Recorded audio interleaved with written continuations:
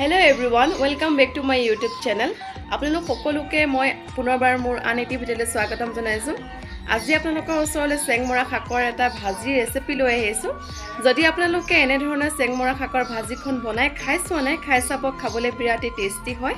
তেতিয়ালে আহকচোন আজি এই ৰেচিপিটোলৈ আগবাঢ়ো। এয়া হৈছে চেংমৰা। চেংমৰাডাল এনেকুৱা ধৰণৰ, এয়া দেখা পাইছে এনেকৈ সৰু সৰু অলপ কাইট থাকে। এই কাইটখিনি আমি ধুনীয়াকৈ চাফা কৰি ল'ব লাগিব।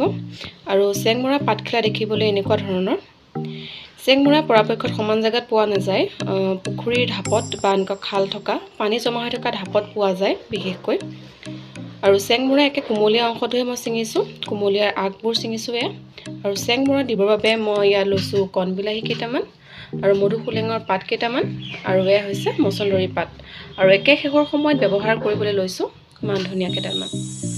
আৰু চেংমৰাখিনি ভালকৈ চাফা কৰি ল'ম। আৰু আপোনালোকে যদি এনেকৈ চেংমৰা ভাজিখন বনাই খাই চোৱা নাই, ভিডিঅ'টো সম্পূৰ্ণকৈ চাব মইনো কেনেকৈ চেংমৰা বনাওঁ। আৰু এনেধৰণে বনাই খালে বহুত টেষ্টি হয়। প্ৰয়োজন হ'ব আলু দুটা, আৰু মই আলু দুটা সৰু সৰু পিছত এনেদৰে কাটি লৈছোঁ। এয়া হৈছে আদা নহৰু খুন্দি থোৱা, আৰু লৈছোঁ তাৰ লগত কেঁচা জলকীয়া দুটামান। আৰু শেষৰ সময়ত ব্যৱহাৰ কৰিম জালুকৰ গুড়ি অকণমান, তেতিয়া সোৱাদটো বৰ ভাল লাগে। সেয়েহে ইয়াত আধা চামুচ মই জালুকৰ গুড়ি লৈছোঁ। আৰু ভাজিখিনিত দিবৰ বাবে এয়া লৈছোঁ কণবিলাহী কেইটামান। চেংমৰা ঠাৰিডালত এনেকৈ সৰু সৰু কাঁইট থাকে, সেয়েহে মই কটাৰী এখনৰ সহায়ত এনেদৰে চুচি দিছোঁ। কাৰণ কুমলীয়া ঠাৰিডালত চুচ নাথাকে, সেয়েহে মই এনেকৈ চুচি লৈছোঁ। আৰু আপোনালোকে এনেদৰে চুচি ল'ব পাৰে। আৰু মই ইয়াত কুমলীয়া পাতবোৰ ব্যৱহাৰ কৰিম। এয়া মই এনেকৈ ধুনীয়াকৈ চাফা কৰি ল'লোঁ। আৰু এতিয়া মই এটা জোখত কাটি দিছোঁ। আপোনালোকে আপোনালোকৰ জোখ অনুযায়ী কাটি ল'ব, হয়তো সৰু সৰু পিচ কৰি ল'লেও কথা নাই। আৰু মই ইয়াৰ কুমলীয়া পাতখিনি দি দিছোঁ। এনেদৰে মই সকলোবোৰ ধুনীয়াকৈ চুচি পেলাই কাটি ল'লোঁ। আৰু চেংমৰা গা গছডাল অলপ ফোপোলাৰ নিচিনা, কচু বাও যেনেকুৱা থাকে ঠিক তেনেকুৱা হয়। আৰু বাকী মই মচন্দৰী পাত, মধুসোলেং সকলোখিনি এনেকৈ মিহি মিহিকৈ কুটি লৈছোঁ। ভাজিখিনি বনাবৰ কাৰণে জুইত কেৰাহীটো পাতি দিলোঁ, আৰু জোখ অনুযায়ী তেল দিলোঁ। তেলখিনি গৰম হওঁতে মই কেইটামান পাঁচফোৰণ দি দিছোঁ। আৰু ধুনীয়াকৈ পাঁচফোৰণখিনি ফুটি আহোঁতে আদা নহৰু খুন্দি থোৱাখিনি দি দিছোঁ। আৰু এতিয়া ইয়াত ব্যৱহাৰ কৰিছোঁ এচামুচ হালধি গুড়ি। আৰু যিহেতু আদা নহৰুখিনিও ভজা হৈ গৈছে, এতিয়া ইয়াত ব্যৱহাৰ কৰিম আমি কণবিলাহীকেইটা। কণবিলাহীখিনি মই ফালি দিয়া নাই, কাৰণ তেনেই সৰু সৰু হয় বিলাহীখিনি, ধুনীয়াকৈ গল খাই যাব। আৰু এতিয়া ধুনীয়াকৈ এইখিনি অকণ সময়ৰ কাৰণে ভাজি লৈছোঁ। আৰু মই হাতা এখনৰ সহায়ত এইখিনি ধুনীয়াকৈ ভাঙি দিছোঁ, তেতিয়া ধুনীয়াকৈ টেঙাটো ওলাই আহে। আৰু এইখিনি ভজা হৈ গৈছে প্ৰায়। আৰু মই এতিয়া ইয়াত দি দিম শাকখিনি। বহুতে খায় আৰু চেংমৰা, আৰু প্ৰায় বহুতে চিনিও নাপায়, সেয়েহে মই ভিডিঅ'টো স্পষ্টকৈ দেখাবলৈ চেষ্টা কৰিছোঁ। আৰু মই এতিয়া ইয়াত দি দিছোঁ সোৱাদ অনুসৰি নিমখ, আৰু এইখিনি এতিয়া ভালকৈ মিলাই লৈছোঁ।